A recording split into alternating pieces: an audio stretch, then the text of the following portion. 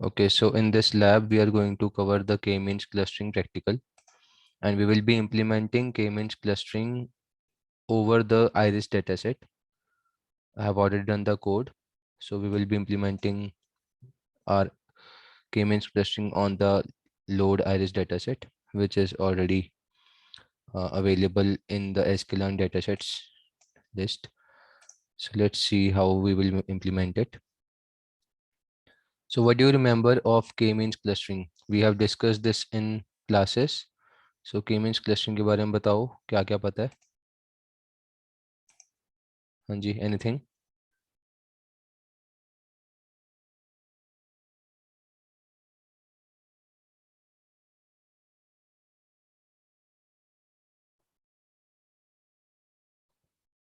उसमें हम पार्टीशन करते थे डेटा सेट को और मतलब ऐसे उसमें हमारे पास रैंडमली पॉइंट्स होते थे, तो हम उन्हें जॉइन करना शुरू करते थे इनटू क्लस्टर के मीन्स में। हम उसको मीन के बेसिस पे करते थे, मतलब मीन डिस्टेंस के बेसिस पे करते थे। हाँ, तो के मीन्स में क्या होता था कि हमारे पास कुछ n नंबर ऑफ क्लस्टर्स होते हैं या फिर के नंबर ऑफ क्लस्टर्स होते हैं, और हम हर क्लस्टर का सेंट्रॉइड निकाल लेते हैं. That will be our main point. So that's why this is K means clustering. तो इसका थोड़ा सा रिवाइज कर लेते हैं इसमें हो क्या रहा था. So within this k-means clustering, this was our algorithm. Algorithm actually ये था, but I will come to this algorithm. I will explain this. Before that, we I want to discuss the example. For example हमारे पास कुछ data है, हमें इसको दो parts में divide करना है. We want to make two clusters out of it. तो आप रैंडमली दो पॉइंट्स को ले लो एंड देन स्टार्ट फाइंडिंग. जो पॉइंट्स उसके पास हैं उनको आप वो वाला क्लस्टर देना शुरू कर दो, and then update the centre accordingly. जो फर्स्ट टाइम आपने जब इसको ट्रेवर्स किया, so whatever points are red here, आप अकॉर्डिंग टू दीज पॉइंट्स एक सेंटरॉइड निकाल लो. सो इस केस में देखो यहाँ पे recompute the cluster centres. So we have recomputed the cluster centers, and then we will again do the same thing कि आप updated cluster center के basis पे दोबारा से points देखोगे. Just a second, I have to connect the battery. Just a second.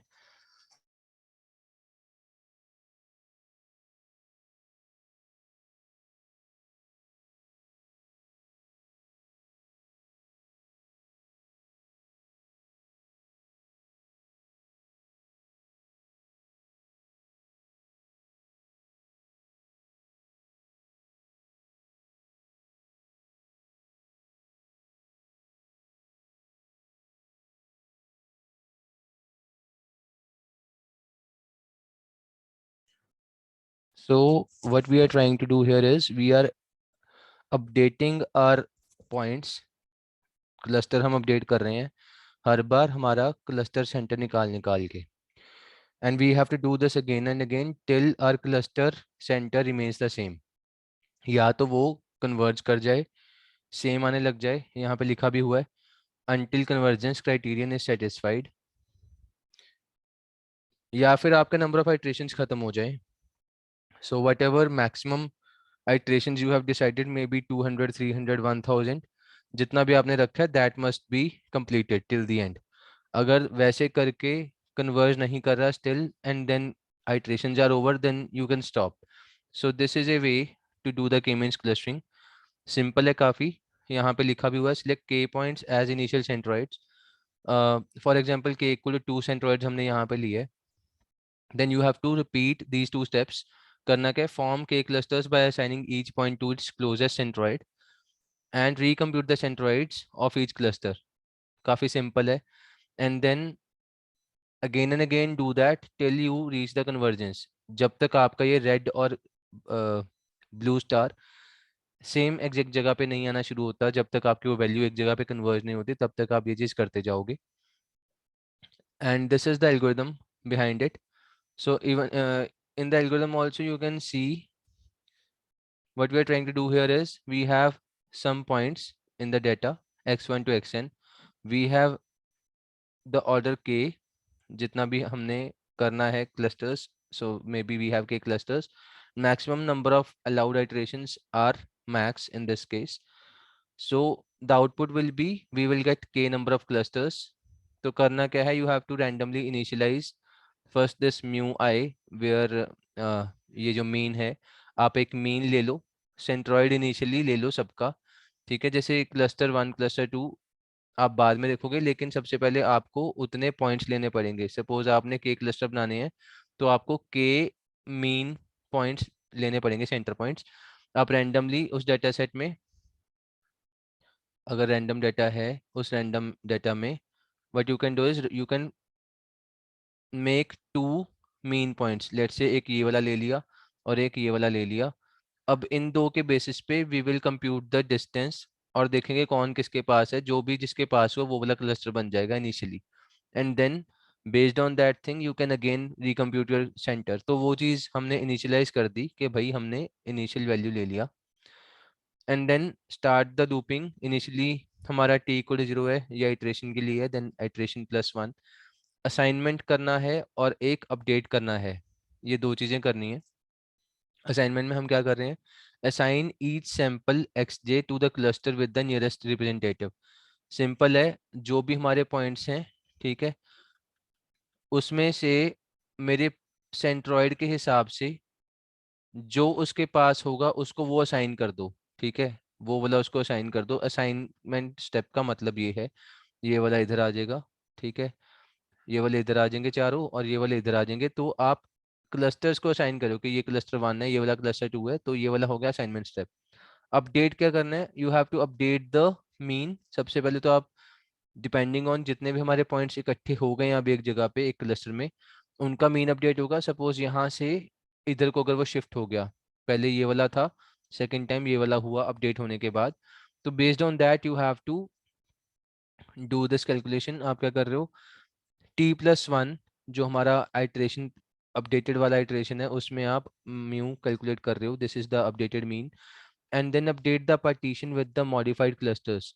तो जो आप पार्टीशनिंग कर रहे हो वो मल्टीपल क्लस्टर हमारे C1 टू C के, ये वाली अपडेटेड पार्टीशनिंग हो गई।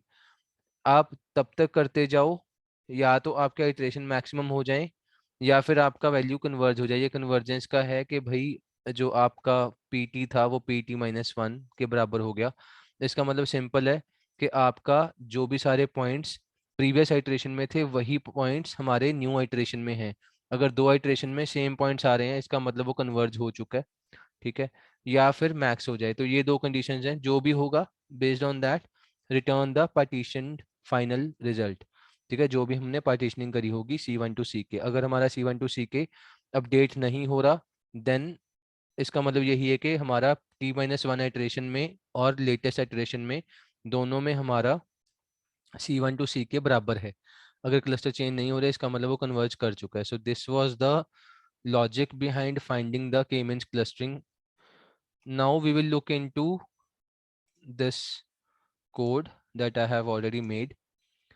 So first of all we need numpy and pandas, क्योंकि हमें कुछ calculations करने हैं तो pandas में data frame आ जाएगा data set का, और numpy में हम array का manipulation कर सकते हैं, तो वो सारा ये दोनों संभाल लेंगे। Plus we also need to find the distance between the two arrays, ठीक है। जो भी हमारे दो array होंगे उसका कुछ distance होगा। array का मतलब है कि जितने भी हमारे पॉइंट्स आ रहे हैं एक क्लस्टर में, within that you have to find the distance। तो हमारा cdist नाम का जो ये लाइब्रेरी है within this scipy distance you can find all the distances between points between each other। तो ये वाली चीज आप इसमें निकाल सकते हो using this library। so इसको सबको import करवा लिया। now my k-means function will take 3 inputs। x is my input variables जो initial data होगा, k is the how many centers of initial clusters you want, k will be the number of clusters, and then number of iterations आपको maximum कितने iteration रखने हैं, ठीक है। so these will be the 3 inputs to my function, and based on that हम calculation करेंगे। so these 4 sentences, these 4 statements are actually my initialization step। हम इसमें एक इंडेक्स रख रहे हैं, इंडेक्स में हम रैंडमली प्लेस कर रहे हैं किसको, we are randomly choosing the few centroids. ये लिखा हुआ है यहाँ पे that you are randomly choosing few centroids using this step. तो यहाँ पे हम क्या कर रहे हैं, जो भी हमारा डाटा सेट होगा उसकी लेंथ देखो और उस लेंथ में से नंबर ऑफ के, मतलब जो हमारे के नंबर ऑफ क्लस्टर्स हैं उतनी चीजें उठा लो रैंडमली।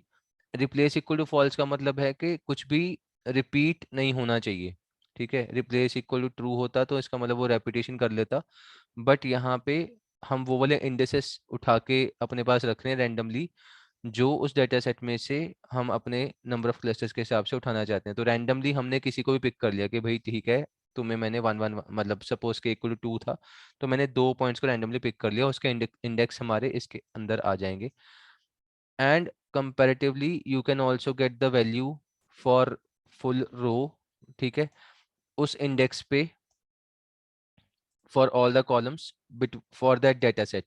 जो भी हमारा एक्स डेटा सेट है, X is my data frame, x is my data frame where number of rows are suppose 1 to 150। आप उसमें से 2 रोज उठा रहे हो जिसमें पूरे के पूरे कॉलम आपने उठा लिए, शुरू से लेकर एंड तक पूरे पूरे रो उठा लिए, उसको हमने 2 सेंट्रोइड बोल दिया। Distance of each training example with each centroid. अब हम कैलकुलेट करेंगे कि मेरा x है पूरा डेटा सेट, उसका सेंट्रोइड से कितना कितना डिस्टेंस है। So we will make a distance matrix, x into k dimension का बनेगा, because k are the number of centroids and x is my number of points। so हमारे सारे डिस्टेंस आ जाएंगे for all the data set 1 to 150 सारे रोज का आपस में for those two centroids वो डिस्टेंसेज आ जाएंगे, और वो हमारा x into k का डेटा डिस्टेंस मैट्रिक्स बन जाएगा।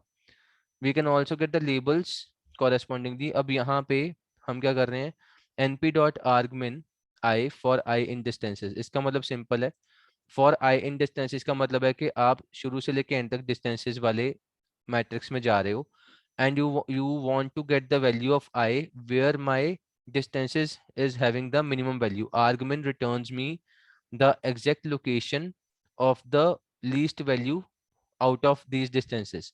तो उसको हमने एरे में कन्वर्ट करके एक लेबल्स में डाल दिया कि ये हमारे लेबल्स हैं, so these will be my labels. तो ये हमारे हो गए इनिशियलाइजेशन के 4 step, and then we will start our iterations. In our iterations what we will do is we will have this thing, uh, so we will have this for epochs in range of number of iterations। suppose number of iterations 100 हैं, तो आप 100 times ये वाला for loop चलाओगे और 100 times में ये बार बार run होगा।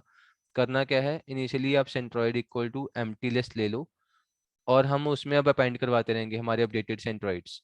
सो what we are doing is for I in range of K is my number of clusters, temporarily हम एक वैल्यू सेव कर रहे हैं। इसमें करना क्या है, जहां जहां पे लेबल्स इक्वल टू आई है, ठीक है, फॉर दैट पर्टिकुलर वैल्यू आप उतना वो वाला एग्जैक्ट रो उठाओ, उस रो का मीन निकाल लो with x equal to 0। x equal to 0 is full row, उसका पूरे रो का मीन निकाल के इस टेम में डाल दो, और वो मेरा सेंट्रोइड बन जाएगा, that will be my centroid. और उसमें हमने अपेंड कर दिया सेंट्रोइड्स डॉट अपेंड। तो सेंट्रोइड्स में हमने उसका मीन को अपेंड कर दिया, जो भी अपडेटेड सेंट्रोइड होगा। And then I am also converting my all the centroids. अब ये वाला फॉर लूप खत्म होगा तो मेरा सेंट्रोइड्स वाला पूरा लिस्ट तैयार होगा, उसको हम वर्टिकल स्टैक में कन्वर्ट कर रहे हैं। वी स्टैक का मतलब है a stacks, this will stack my array in sequence vertically, ठीक है। पूरे का पूरा मेरा एक वर्टिकल स्टैक बन जाएगा, this will be my centroid. And then I can save my updated distance also, seed distance of my dataset from with the updated centroid using the Euclidean distance only। And labels will also भी updated accordingly, जो हमने पीछे किया था वही same चीज यहाँ कर रहे हैं। तो अपडेटेड लेबल्स हमारे एंड में रिटर्न हो जाएंगे after the full process of these iterations. So this is the full process of के मींस एल्गोरिथम। अब इसके बाद हम डेटा सेट पे चलाएंगे। Just a second, I will run these things. तो मेरा के मींस का फंक्शन चल पड़ा। Now I can go head with the data set loading and handling with PCA. तो हम क्या करेंगे, हम आइरिस डेटा सेट को पिक कर रहे हैं from the sklearn data set.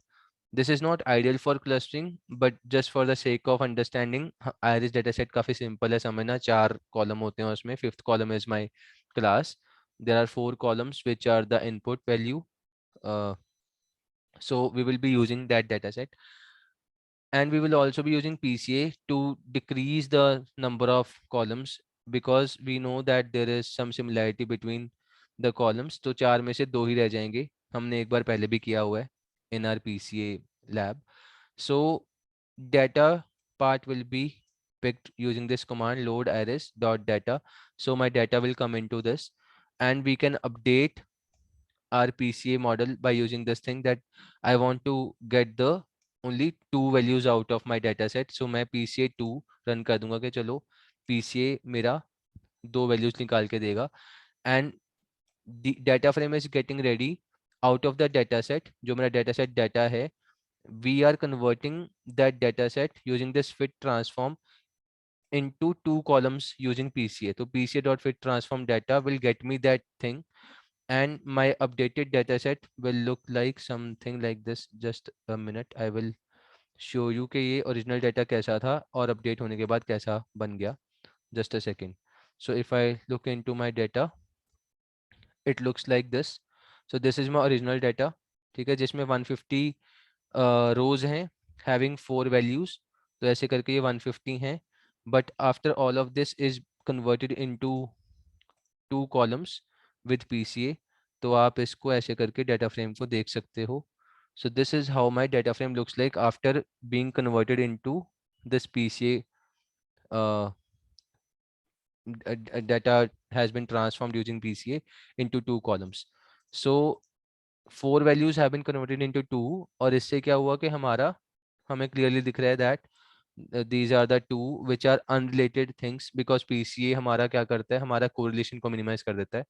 So we can clearly see that all these first column values are similar in a way, -2 point something, -3 point something, और right hand side पे all the values are nearly 0 point something. ठीक है, so all of these are non related, correlation value बहुत low है. Now we will get the k means. हम उसमें 3 चीजें भेजेंगे. This was my x, this was my k, and this is my number of iterations. So जो हमने 3 ऊपर function में डाले थे arguments, it was x, k and iterations. तो हमारा वो चीज है यहाँ पे. Here my x is my data frame, which is my original data, which I want to pass ये वाला 2 column वाला. Number of clusters 3 बनाना चाहता हूँ, and there are 300 iterations in this.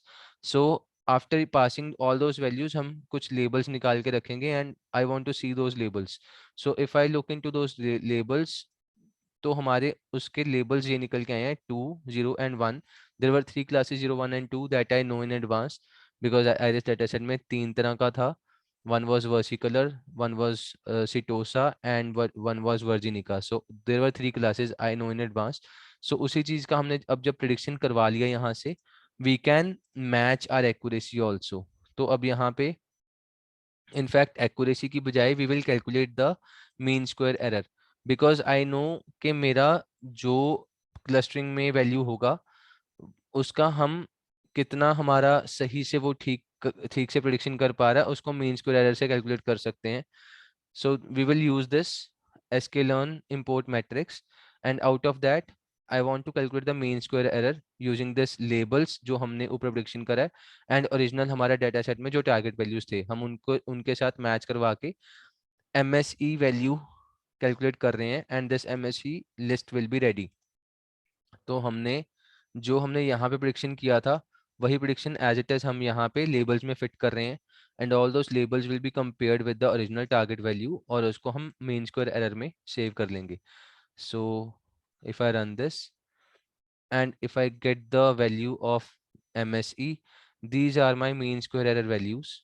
ठीक है, and clearly mean square error यहाँ पे minimum है इस point के लिए, तो हमारा second वाला ठीक है compared to the last one. So जिसमें minimum error आएगा that is my best prediction. And similarly यहाँ पे अगर मैं inertia method लगाऊं, what was inertia, can you tell me? Inertia क्या था? What was inertia in k means?